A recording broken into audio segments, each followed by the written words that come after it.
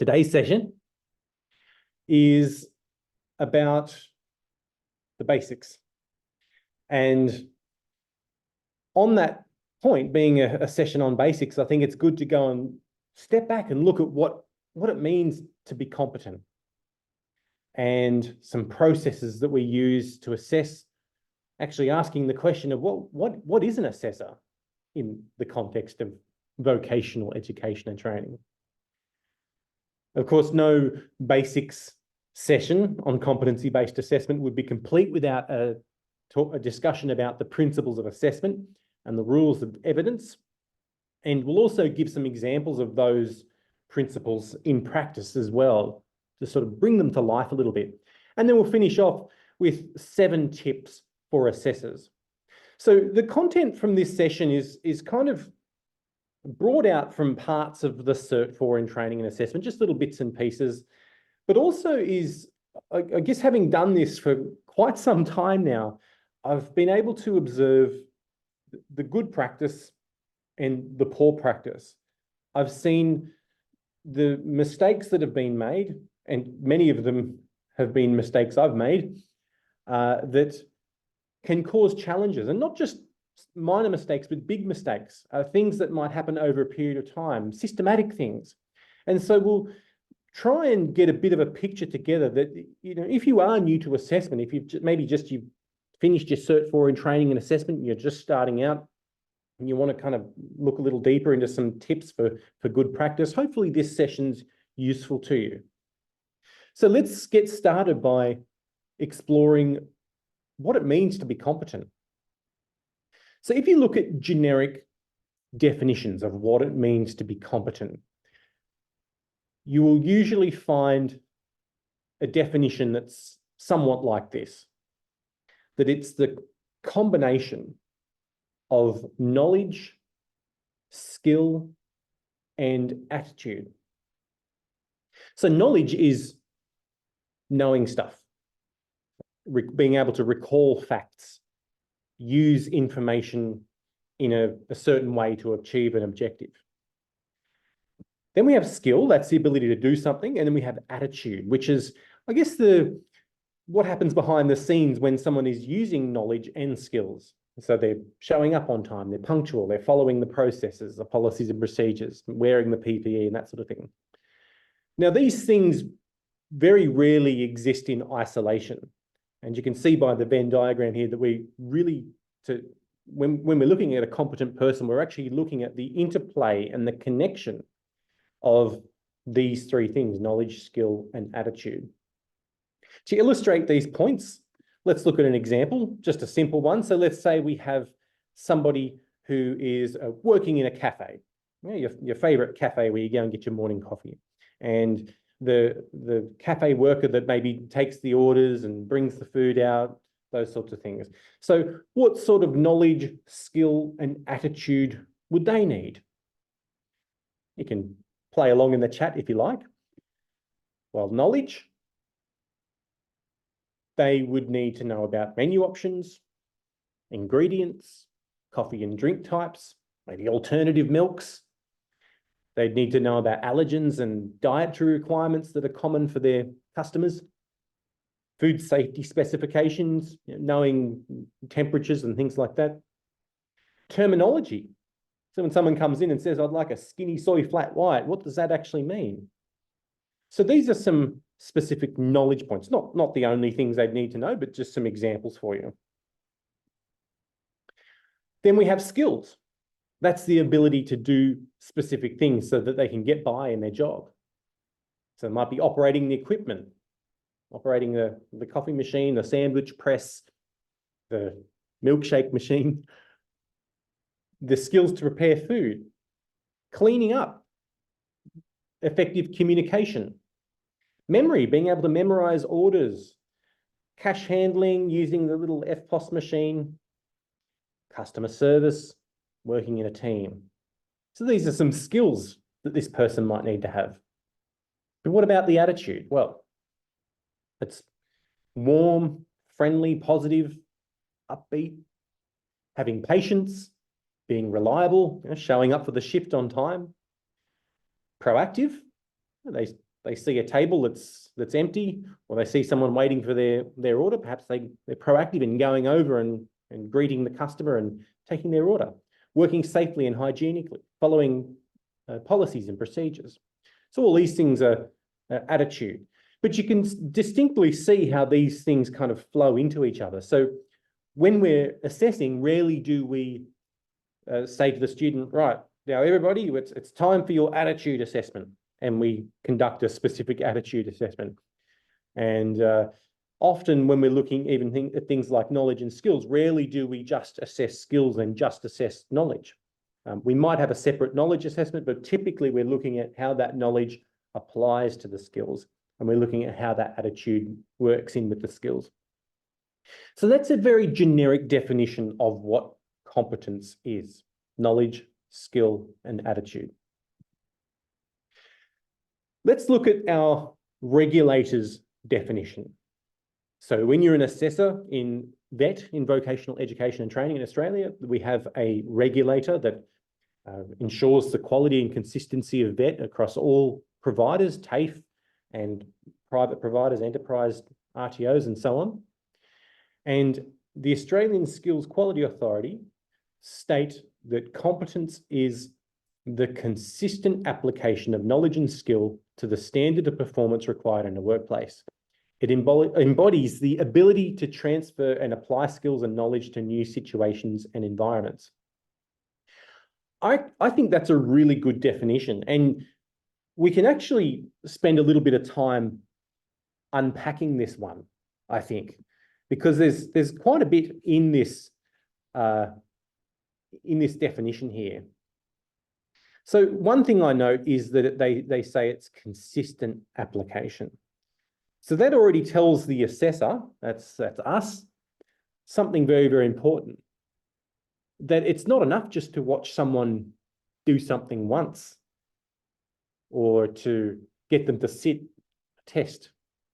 That we're actually looking for the consistent application, not just a one-hit wonder, but the ability to apply those skills and to apply that knowledge in a situation that reflects the real workplace consistently. So that's a very important word there, consistent application or term. They've mentioned knowledge and skill, which is good. And then they talk about a standard of performance that is required in the workplace. So most of you probably are aware of what they might be referring to when they say a standard of performance. We have a certain way of describing the standard of performance in vocational education in Australia. And we'll get to that a little bit later on. They also use they use the term performance, which I think is very important. So it's very much about how that knowledge and skill is used. And it says workplace. Of course, this is vocational education and training. So when we're assessing, ultimately, we're trying to find out if someone is ready to use those skills and knowledge and attitude in a real workplace. We want them to be ready for work. Here's the next part here. It embodies the ability to transfer and apply skills and knowledge to new situations and environments. So this is an important part of competence too. Now, of course, in some courses that are perhaps in the lower ends of the AQF, you probably won't see a great deal of transferability. You might see training specifically for a very particular circumstance, but the higher up on the Australian qualifications framework you go, up to, Cert 3 and 4 and diploma and advanced diploma and so on, you'll see that this ability to be able to transfer skills into unique situations and challenges is a very important part of competence. And in all but a few exceptions, is a key feature of what we're doing as assessors, is that ability to check and make sure that people are applying those skills, not just once under very clinical circumstances and conditions, but being able to respond in something that represents a real work environment. So there's our regulator's definition, which I think is worth looking at, since they're the ones that are monitoring to make sure we're doing the right thing. Just clear all my drawings off the screen there. It's really good for an assessor, especially, and these things, as you gain experience as an assessor, these things start to become a little bit more like second nature. But I think for all of us, it's a good idea to come back and check these things. Of course, the unit of competency, which we'll talk about later, will describe these sorts of things in more detail, but it's very good to do this exercise of visualizing competence, to imagine what a competent person looks like in that workplace, on the job. So a bit of an exercise you can do now. You don't have to write this in the chat, but you can just do it as a reflective exercise. Think of a job role that you're familiar with and imagine a competent person doing that job, doing the tasks required for that job role. And you can ask yourself things like, what are they doing? And what skills are they using? What are they doing with their hands? What kind of communication skills are they using? What specific equipment are they using those skills for? How are they behaving? How are they interacting with other workers or maybe customers? How do they handle problems? What do they do when things go wrong? So a little exercise like this can be really beneficial for the assessor, especially when you're starting out, to get a picture of what it looks like to be competent, because this is what we want. We want our candidates to be able to be effective in the workplace.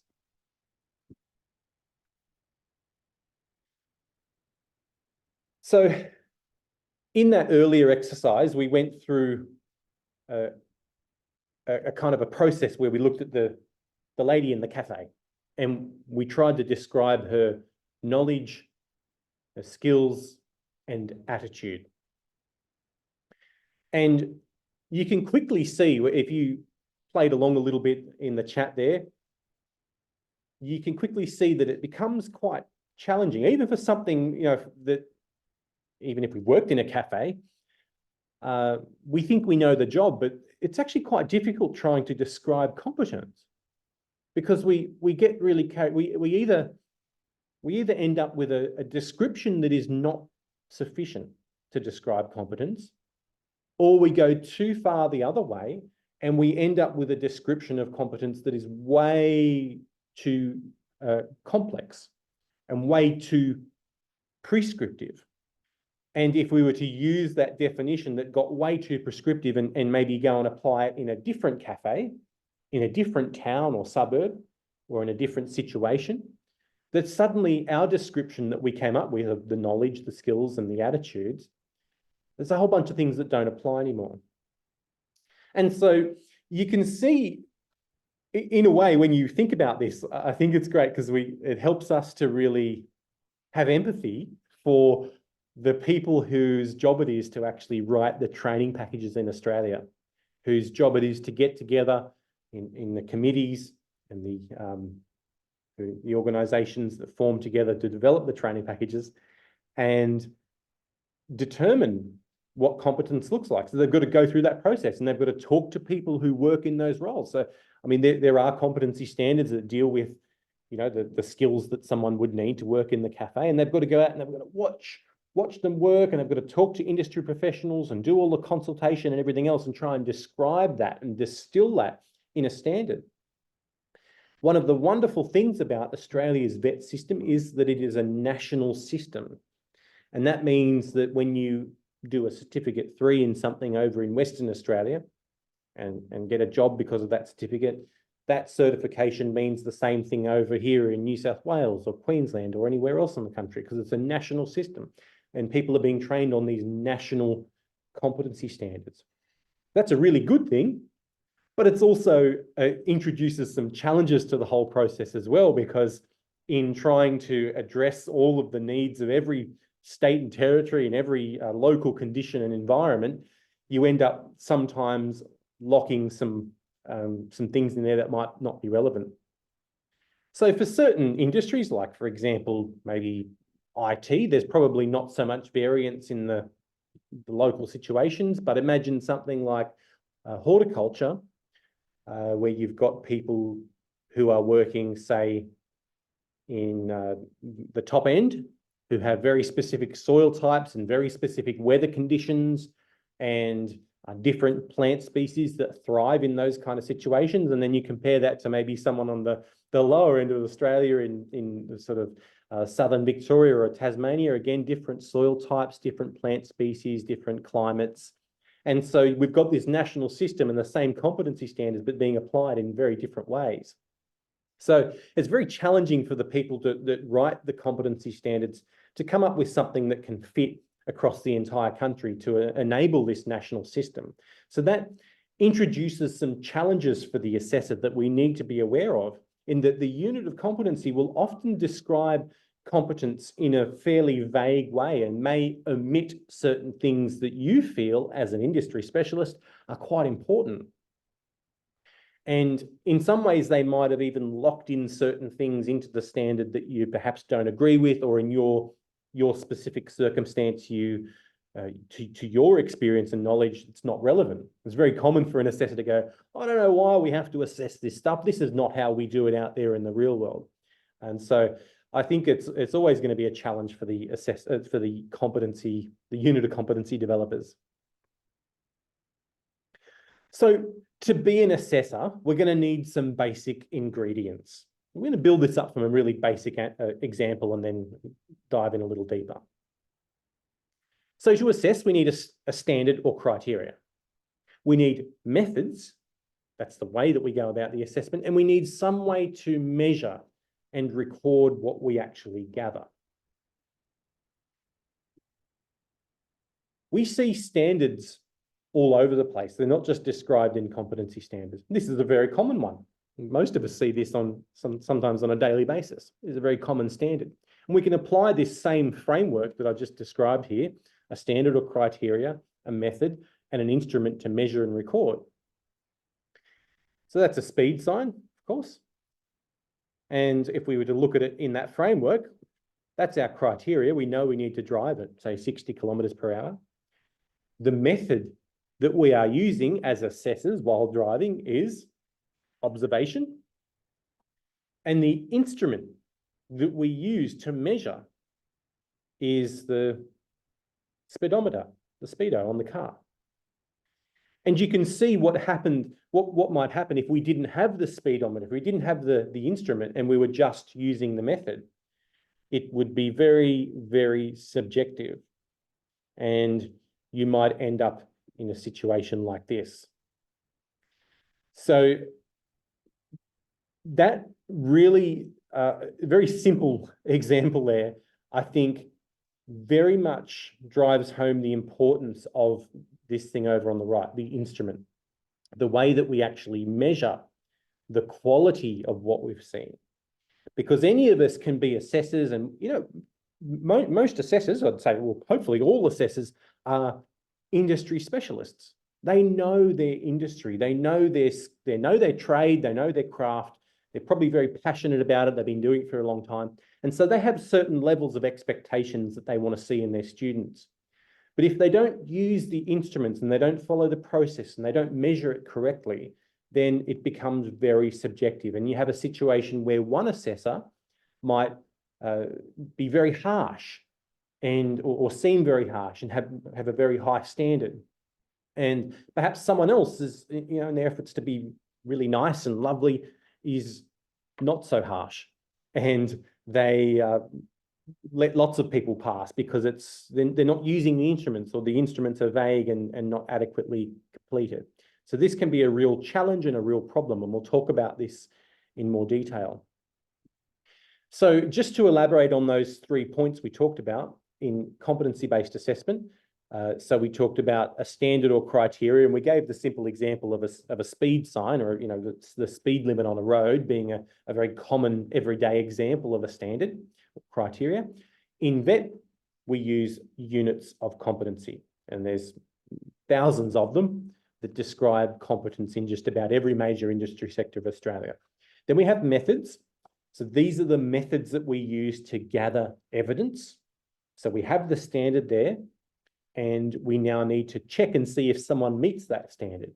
And so there's lots of different ways that we can do that. We don't have to just make them sit an exam, do a test, or just do a role play. There's many different ways we can do it. And as we mentioned too, you can't just be driving the car and take a guess at whether you're meeting the speed limit. We might get it fairly close, but it's best if we actually use our instruments, look at the speedometer and decide by looking at that whether or not we're meeting the speed limit or not. And we also need to record the evidence. We'll talk about the importance of record keeping in a little bit, but this is a very, very important part of that because it becomes pretty much the equivalent to a legal document. You know, it becomes a very formal record that someone has done something or not to the standard. And just for the sake of clarifying terminology, so you'll often hear in VET people talk about assessment instruments and assessment tools. For the sake of simplicity, we say that instruments are a part of an assessment tool. So typically the assessment tool is the whole package that the RTO or the TAFE will give to the assessor to use. And it would include all of the, the tests and the checklists and the marking guides and the instructions and the procedures and everything else. That together collectively is the assessment tool. But one checklist, one marking guide, one written test, that individually becomes an instrument. So these are some common methods that we would use as assessors.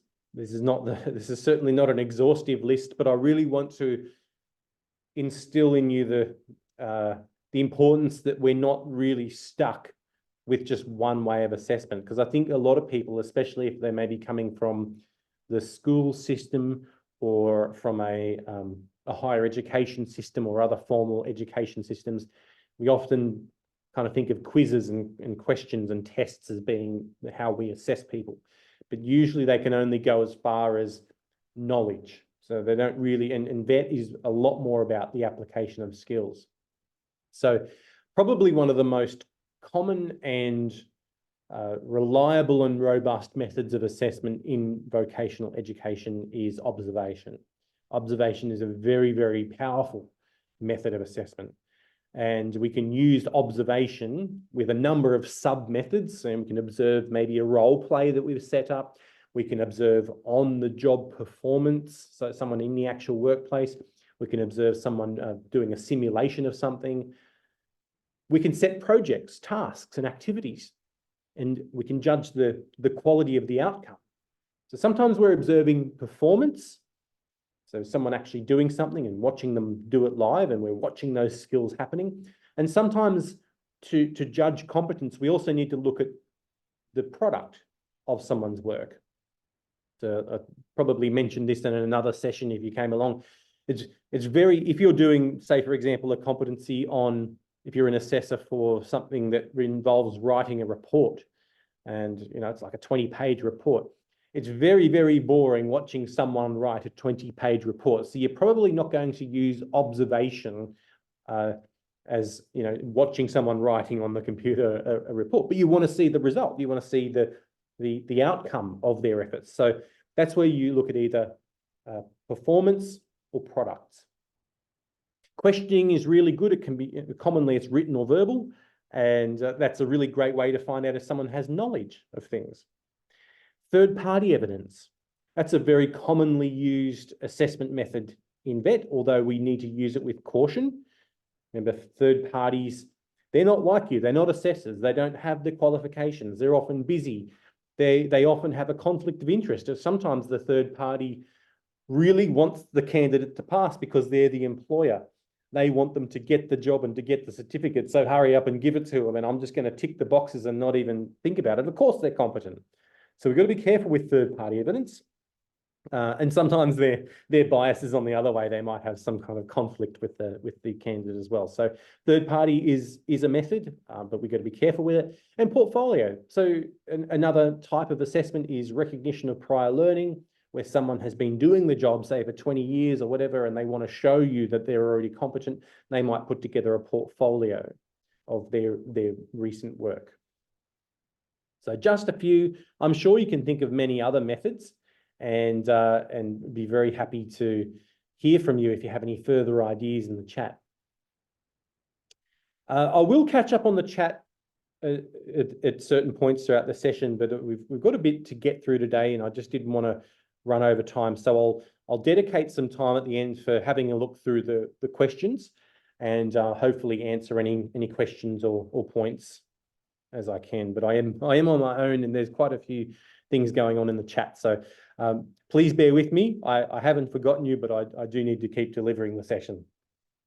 So let's have a little discussion about what is an assessor. So if you are to put the hat on and say, I'm now an assessor, what things are you doing when you are an assessor?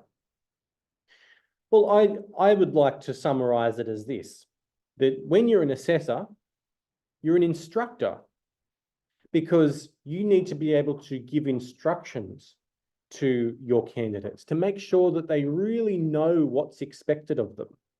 It's unfair to launch into an assessment with candidates who don't know that they're being assessed, or who are inadequately instructed on what they're being assessed on. There's nothing worse than having a candidate who's suddenly told, sorry, you're not yet competent. And they say, why? And you say, well, you didn't meet all of these criteria. And they say, well, I didn't know I had to meet that criteria. I wasn't informed that I was being assessed on those points. So you can avoid a lot of challenges as an assessor by spending a lot of time up front being an instructor, being very clear in your instructions. We're also a clarifier, because we want to check that they understand and maybe provide some additional guidance and clarification if necessary. And then we become an evidence gatherer. It's almost like an investigator or a detective as such. We become someone who is now stepping away. We don't play the instructor role anymore. It's now over to the candidate to demonstrate their knowledge, skills, and attitudes to us. And so we start to observe, we watch behaviours, we ask questions, and we listen to the responses, and we watch and we inspect. So we might be given an assignment or a project or a product, maybe it's woodwork, maybe they've given us a table that they've created. We need to inspect and look at the qualities of what's been created. So we're gathering evidence. We're on an evidence gathering mission. But we're not just gathering that evidence, we also need to measure it as well. So just like the analogy of the speedo in the car and driving, we know the standard and we're using our powers of observation, but we also need to measure it up and make sure it fits the requirements. So we're going to be looking at that evidence, looking at our observations and checking that it meets certain criteria. And then we're a feedback giver. I would probably add in there that we're a decision maker as well, because at some point, a very important part is we need to make a decision on whether that person has met the requirements or not. Give them feedback on that, very clear and constructive feedback. And then we're a record keeper as well. And this is a very important part of the role of the assessor.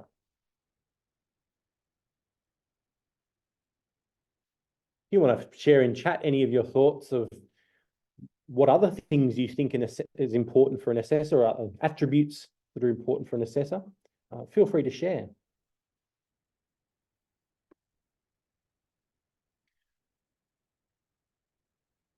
Yeah, Kylie, I agree. Consistency is important.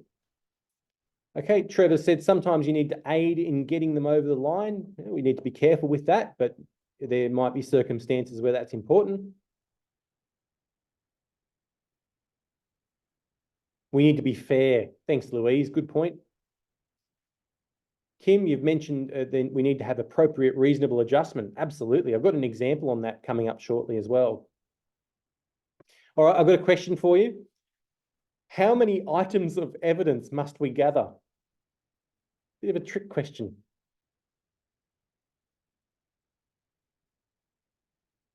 So as an assessor, we said we're evidence gatherers. So how many bits of evidence do we need to collect?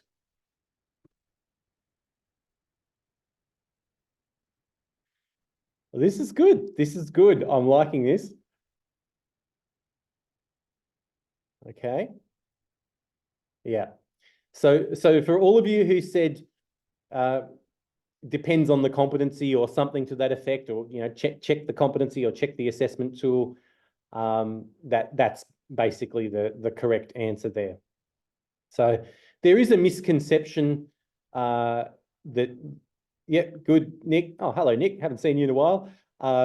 Yeah, so sometimes you hear some myths and misconceptions where people might think it's 3 pieces of evidence or 5 pieces of evidence.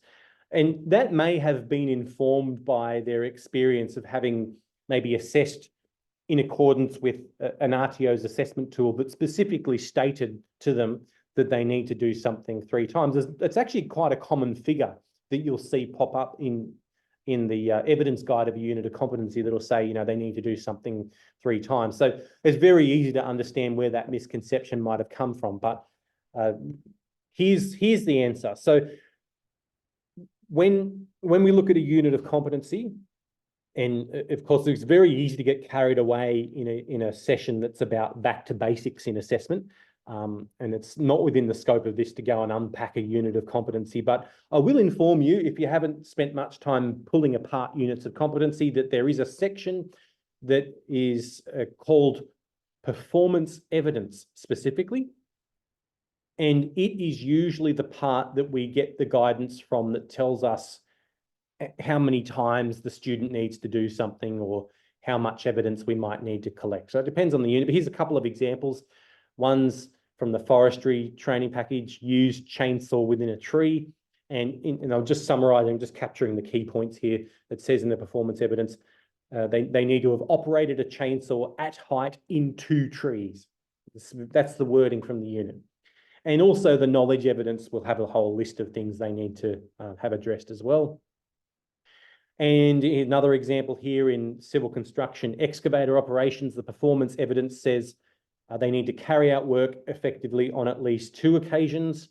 And they also need to have selected, fitted, tested, and using and removing at least 3 attachments for the excavator. So that's the answer to the question. And so all those people have said it depends on the unit. Check the evidence guide, check the assessment requirements section and look at the performance evidence. That tells us what it is. But really, I think for the assessor, the everyday assessor who is basically following the instructions in an assessment tool, the designer and developer of the assessment tool should have already unpacked the unit and interpreted these requirements and basically laid it out in the assessment tool. But it's still important to know these things. Now, that's restating my point I've just made there. There are 4 rules of evidence. We've been talking about the assessor's job as an evidence gatherer. So if you are an assessor, you are an evidence gatherer. We kind of likened it a little bit to a detective. And when you're gathering evidence to check that somebody is competent, we need to apply these 4 rules of evidence. We need to make sure that the evidence is valid. What do we mean by valid? We mean that the evidence we're gathering is directly relevant to the competency standard. So we're not basing our judgment on evidence that we saw in another assessment for another unit or on performance that we saw in a workplace or in a previous performance. We're seeing evidence that's been generated by the student or performed by the student that specifically relates to the unit of competency. We need to collect sufficient evidence. That's enough evidence. So that's kind of what we were talking about before. How many bits of evidence? 3, is it 5, is it 1? Well, basically the evidence, the performance evidence section in a unit of competency will tell us, will give us guidance on what is sufficient, current, and authentic. Most assessors don't really spend much time thinking about currency. You know, for the average assessor who is also a trainer who's taken a group of students through a course and they're doing lots of observations and they've just trained them only recently, currency doesn't really become a big consideration. Currency becomes a consideration, especially for assessors who are doing recognition of prior learning. So when someone is coming along, and this is part of our system of vocational education, is we must be able to offer a service of recognition of prior learning, where someone says, hey, I've been doing it for 20 years. I want to show you that I'm already competent. I already meet this standard. I can already perform. I've already got the knowledge, skills, and attitudes that meet the requirement of this competency. So I would like to be recognized for that. And so, excuse me, currency becomes an issue then. And if they start to present to you things that are maybe 20 years old, then it's not current. The times have changed. And equipment and technology has changed. Ways of working, laws and rules and regulations have changed. So we must be sure, must be certain that the evidence is current. Now, things get a little bit wishy-washy here, and I think that's probably outside the scope of the back to basics session to go into too much detail on currency. But in an RPL claim, it doesn't mean that we completely disregard evidence that is 20, 10, 5 years old. And again, on that point, this is often another one is like, what is the rule of currency? Should it be anything within the last 2 years, 12 months, 18 months, 5 years? You often hear different things. That would need to be dictated by the RTO, by the designer of the assessment tool. But we should be able to look at, follow a thread through. So indeed, if someone was competent 20 years ago and was a leader in their industry, really great performance, did exceptionally well, won awards, very well recognized as being competent, but then a year later they leave that industry and they go off and do something else, and they don't practice their skills and they don't keep themselves up to date for over 10 years. Well, then that evidence from 20 years ago in isolation is not current. But if you had someone who for the last 20 years has been practicing those skills and has kept their bits and pieces current, then you can follow the thread and you can kind of bring it all together. You can consider that as part of a recognition of prior learning claim. And the last point there, which is another point that comes up in recognition of prior learning claims, is authenticity. But it also does affect assessors where they're relying quite heavily on evidence that's generated by the candidate away from them. So think about online courses where there's people are doing assignments and submitting them. Think about anything where if you're doing a classroom type session and you maybe give the students homework and you're using that homework as part of the evidence. So that can cause issues around authenticity. Now, some ways people get around it, they use declaration, like statutory declarations. I declare it was all my own work, which can put the legal onus back on the candidate. But I think it becomes problematic if we're relying too heavily on evidence that is totally generated away from the assessor. So we should be able to use a mix of methods of assessment that include real-time observations, so that it takes those problems of currency and authenticity off the table. I know these points often generate a lot of discussion, so I'm curious to see what's going on here in the chat. I like this, Nick. The definition of assessor: a person with insight into industry standards who complies fully with the assessment requirements rigorously applied to the unit of competency according to the rules of evidence and principles of assessment, in order to make a judgment that would withstand scrutiny, for example, audit, or by peer assessors. Oh, that's a really great way to distill it, Nick. Thanks for that.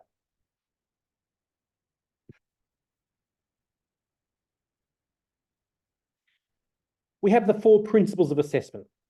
So you usually hear these terms kind of quoted together, the 4 rules of evidence, which focuses specifically on some rules about the evidence that we're gathering, but we also have some principles to follow as assessors. And those 4 principles are valid, reliable, flexible, and fair.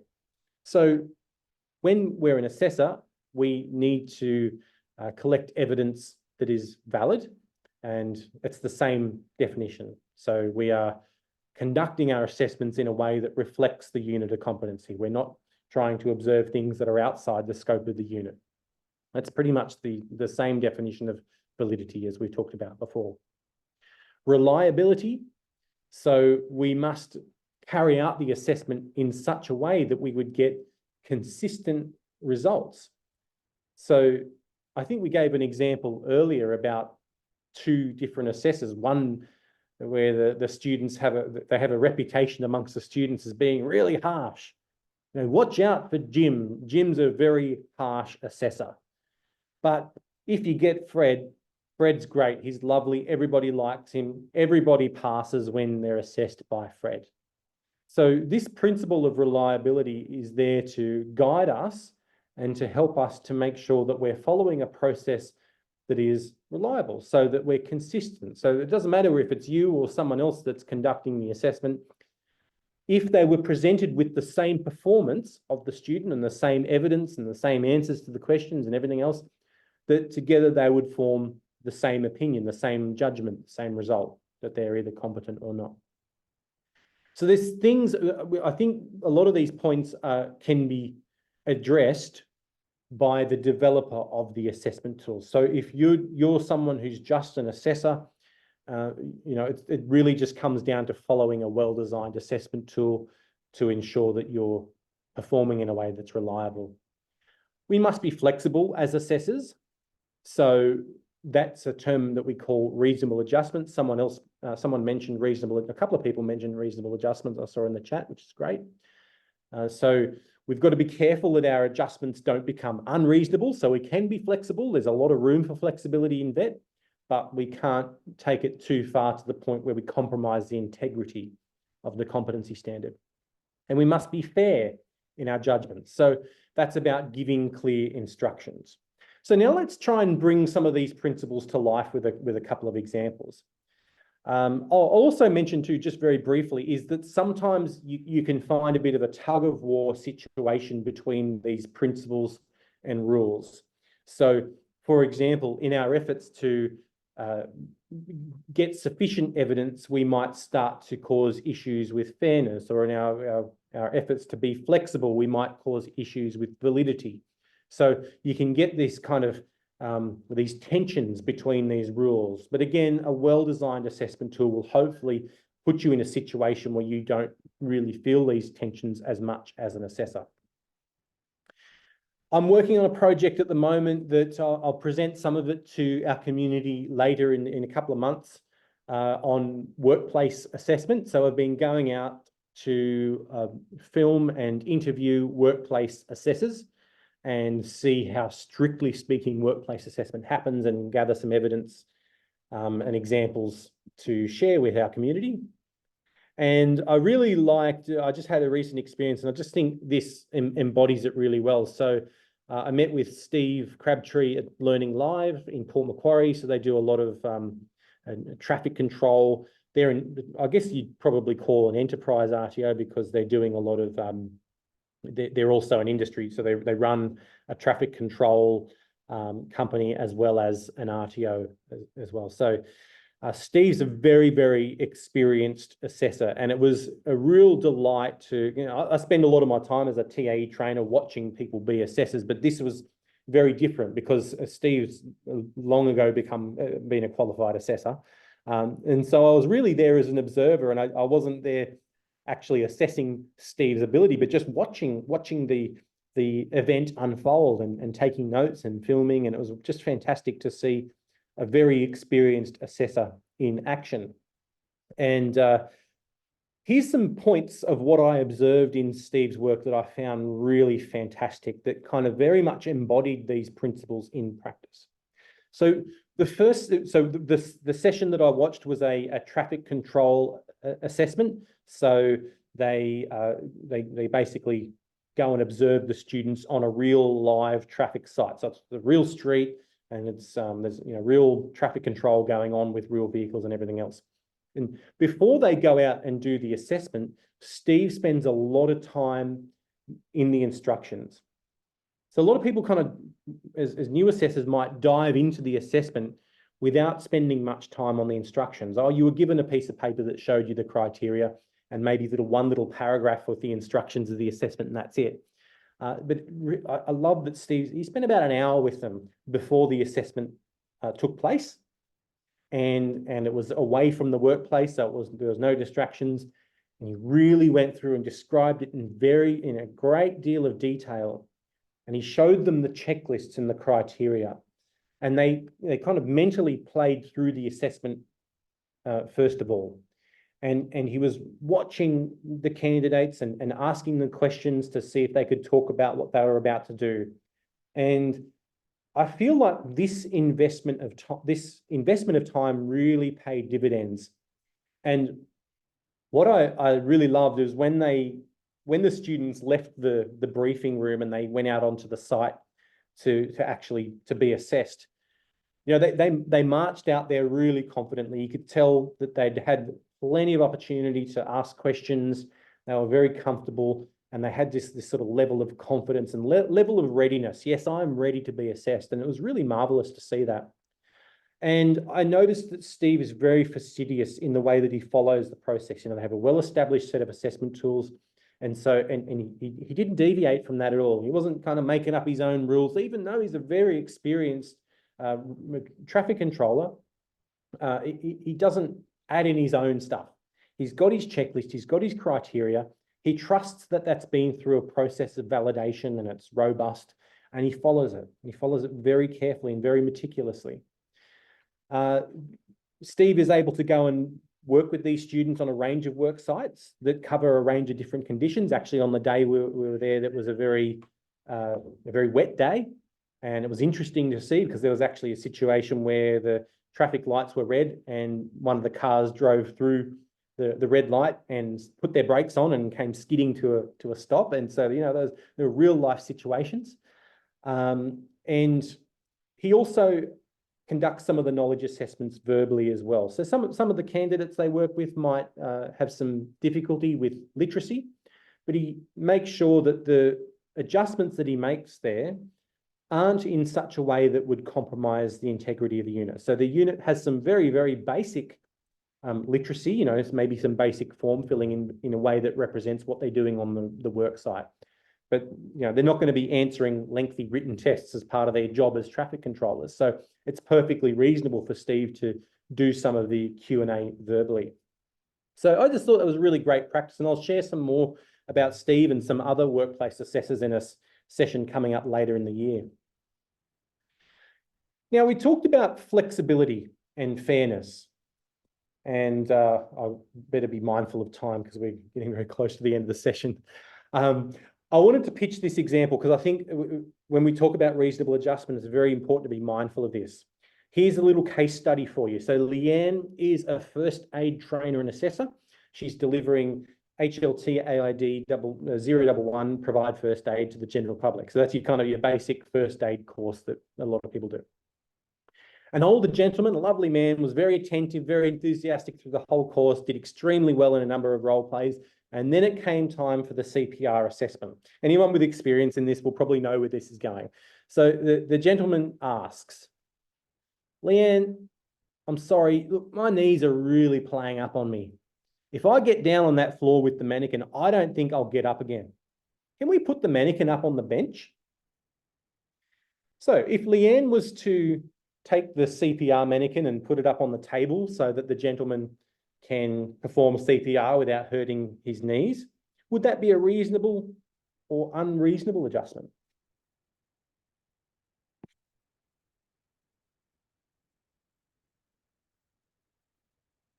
Interesting. Oh, we're very divided here. That's very interesting. Very interesting. Okay, so for the, you know, in some cases, this might be a situation that could be considered reasonable.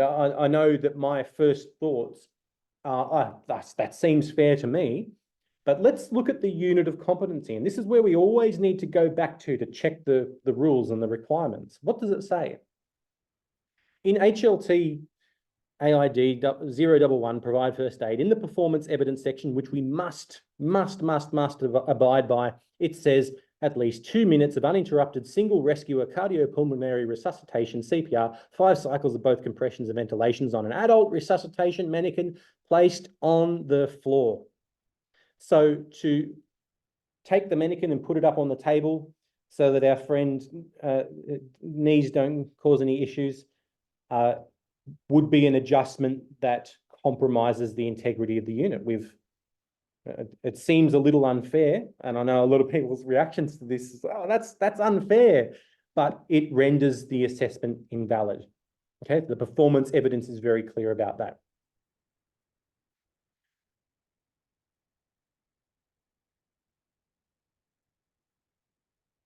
That's interesting. I know, given your medical background, Nick, that you've mentioned there that they do specifically address this, but that does not prevent the candidate from using their foot rather than their hands. That's so interesting. Thank you for your input. Giving feedback when the candidate is unsuccessful. So this is one of the challenges I think that the assessors come across quite a bit. It's wonderful being an assessor. I love being an assessor, and it's quite easy. I'd say very easy. It's quite easy and fun to be an assessor when you've got students that are performing really well and you get to give them great news and great feedback and they're really pumped and, oh yeah, you know, I'm competent, I'm getting my certificate, I'm passing the course, you know, those kind of things. It's a really beautiful part of the assessment process. But sometimes you have students who haven't met the requirements yet, and it's time to give the candidate some feedback that they're unsuccessful. So first of all, be very confident and clear in your decision. So before you go and give the student the bad news, just double check and make sure that, yes, indeed, based on the evidence I've collected, they have not met the criteria. Once you're clear in that decision, you can walk into that being confident that you're backed up by the instructions and everything else. Clearly emphasize to the candidate the instructions and the criteria for a satisfactory outcome. So this is what was required of you. This was the instructions you've been given and you agreed to and whatever else.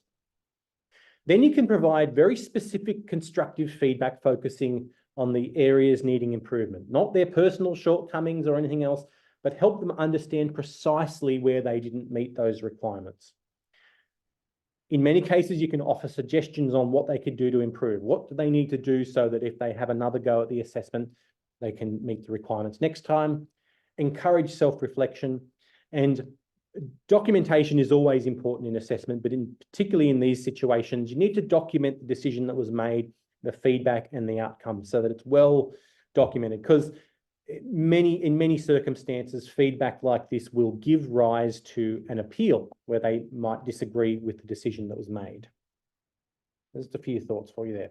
Now, I'd like to finish the session with 7 tips for assessors in 5 minutes. Let's see if I can do this. So 7 tips for assessors. Be meticulous in your record keeping. So this can give rise to a whole bunch of downstream issues that might not affect you on the day, but come time for a performance assessment or an audit or an internal validation or review, this can cause lots of issues. And it can also cause issues if there's an appeal, like in the example we gave before. Someone says they don't agree with your decision. So when you decide that someone is either competent or not, make sure you've signed everything in the right spot, you've filled out all the boxes, filled out the dates, any check boxes, you've been clear in your written feedback. Very, very important, because as an assessor, as we mentioned before, you are a decision maker. You're making a very, very important and a very impactful decision. You're making a decision that either deems someone to be competent, that will give them a certificate, that will give them the license to get out there in the workplace and waive their certification and say, hey, I'm qualified to do this. You don't want to get that decision wrong. And in the case where you've said that someone's not yet competent, again, that's a very important thing to keep a record of. As we talked about in the previous earlier example of Steve and the traffic control assessment, invest time in making instructions and expectations very, very clear. You can avoid a lot of downstream problems by spending a lot of time in the beginning with really good instructions. Like, he spends about an hour briefing the candidates on the assessment, making it very, very clear, making sure they understand. When you give support and guidance to candidates, it should reflect the workplace. So be very careful. As assessors, we really have the job of making sure that the candidate can perform to the standard expected of the workplace. So if you're constantly jumping in there and helping them out, oh, no, don't do it like this, or hey, you forgot to do this, they're not going to have that guidance on the job. So while it might seem well intentioned and it feels like a nice thing to do, you might be setting someone up to fail if you're giving them too much guidance and too much support. Really what you're doing there is you're compromising the integrity of the assessment. It's like that tug of war I mentioned before.